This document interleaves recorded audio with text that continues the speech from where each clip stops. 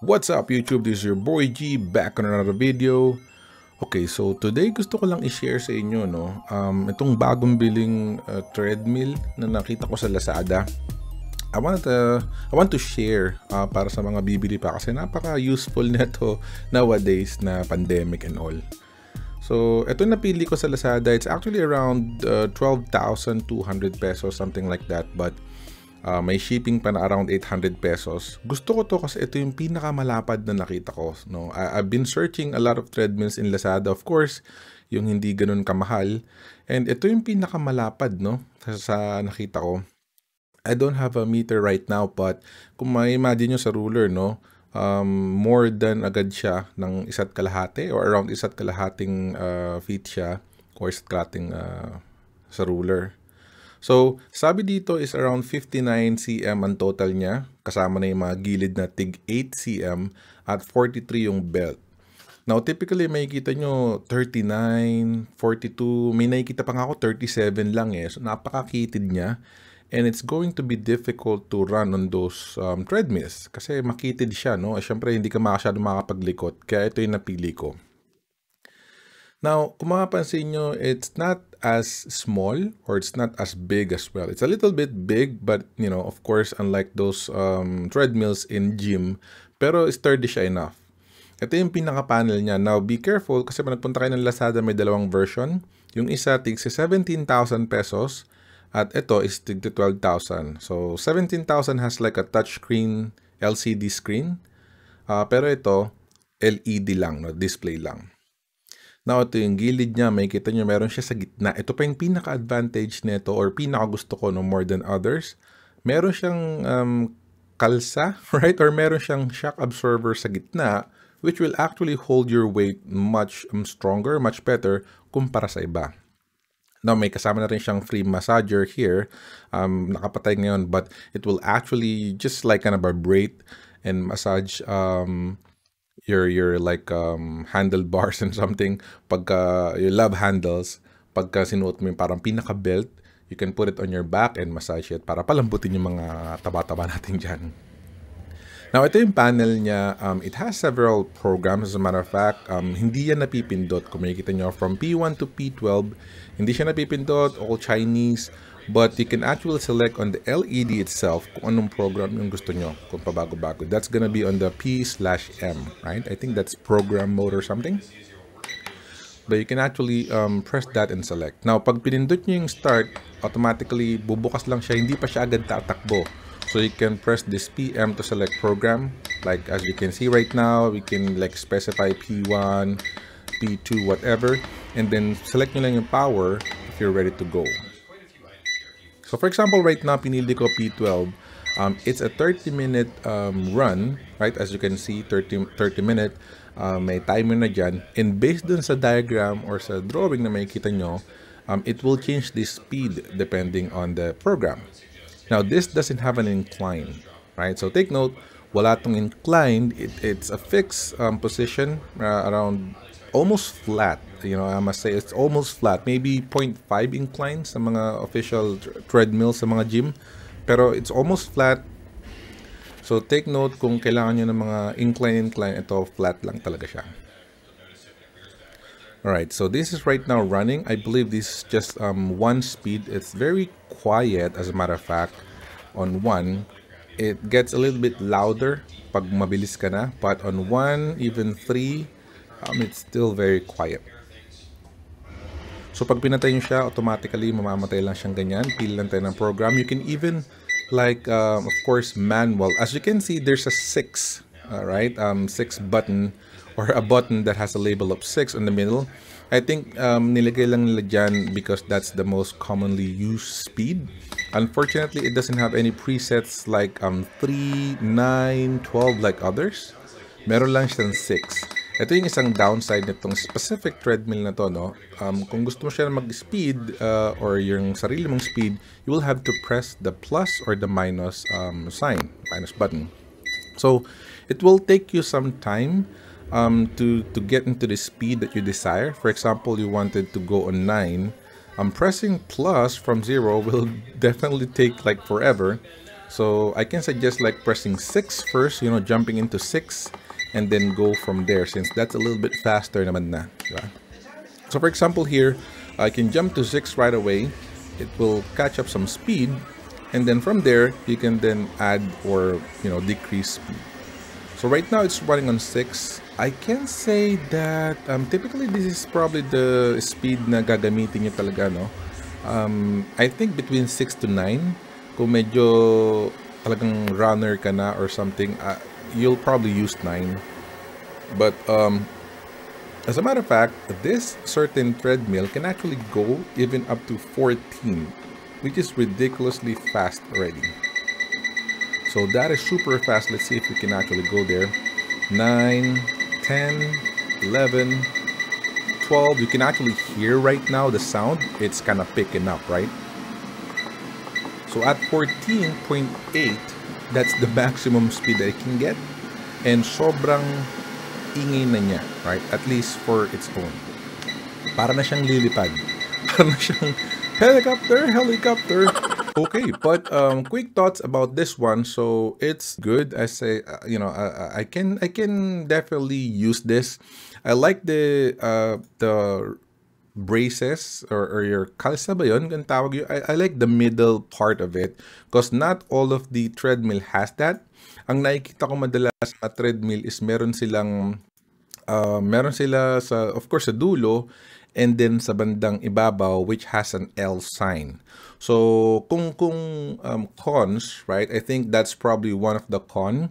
I cannot really see huge shock absorber like, you know, huge spring or something like I can see in other advertisement na sinasabi nila meron silang automotive grade shock absorber. O yung gitna niya or yung malapit sa ulo niya, it doesn't have an L shape on it. So that's one thing that I will consider if you're really looking for like a more sturdy one. Pero for me personally, I think I would rather choose this over that L shape that I'm talking about. Because ang maganda dito is meron siya sa gitna. And that's really, really huge. Now, makikita nyo dito, papakita ko dito sa part na to yung tumatakbo ko, no? Alright, so you can see here at this very point na kahit na mabigat na talaga yung load niya and tumatakbo pa ako and it still can function and it's not even like vibrating or what do you call this, like bending like others because nakita ko sa ibang treadmill nagbe-bend sila and that's because wala siyang kalsa sa gitna, right? Now this, because meron siyang kalsa sa gitna, meron siyang body sa gitna, it really serves as a great shock absorber, holding your weight, and especially the rubber feet on the bottom, right? You can see right now, it's actually, pag naglalakad ako, mas mabigat yung dating ko, of course, because yung buong weight ko nasa kanya. Makikita nyo yung shock absorber niya is actually working, especially in the rubber part of it. And then pag tumatakbo naman is yung gitna and it's really holding itself very well. Now, one thing that I like about it as well is, again, kahit mabigat ako, believe it or not, I'm weighing about 120 kilograms right now. Around 118 specific kasi ang dami kong kinain kahapon, no? But I'm actually weighing about 118 point something kilogram right now.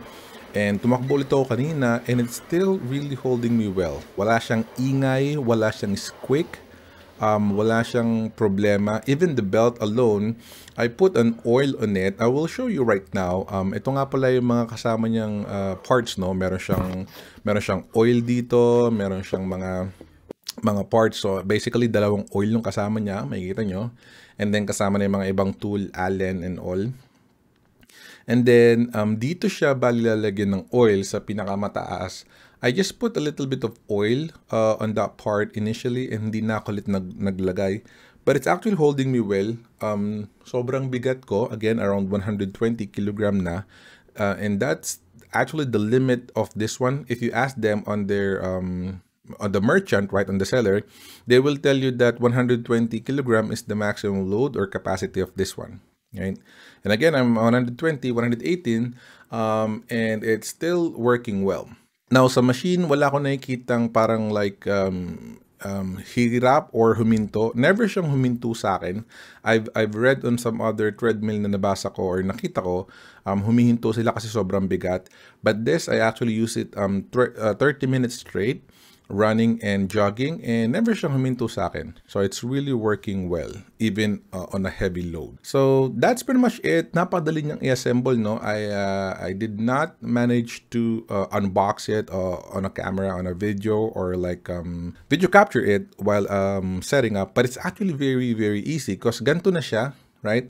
So nakatiklop lang siya, basically nakalagay siya sa box na to, and nakatiklop lang siya. So you just have to like unfold it, and then screw these parts on the right side, dalawa dito sa kaliwa, dalawa sa kanan, and then put the mount of the massager, and that's basically it. So magkahiwalay yung saksakan ng actual treadmill tsaka ng massager. So just take note, you will need 2 outlets for this, and you will also need some kind of adapter kasi yung saksakan niya is not a standard one. I think it's a Chinese plug. But yeah, overall it's great. I like it. And it's a great addition. Again, it's 12,200 something in Lazada. I'll put on the description. I'll put the link in the description if you want to check it out. This is called YEESALL, right? Again, let me repeat that. It's YEESALL 3.5 HP home treadmill. Right now, if you go to Lazada or Shopee, you will see a lot of treadmills out there. So you can go ahead and search for your own one, your preferred one. But me, hinanap ko yung 3.5 HP, and I think it's indeed 3.5 kasi kaya niya yung weight ko, no? Nabasa ko, napanood ko sa mga guide na it depends on your weight. So if you're around 100 kilograms and below, you can actually use around 2.5 only. It's fine.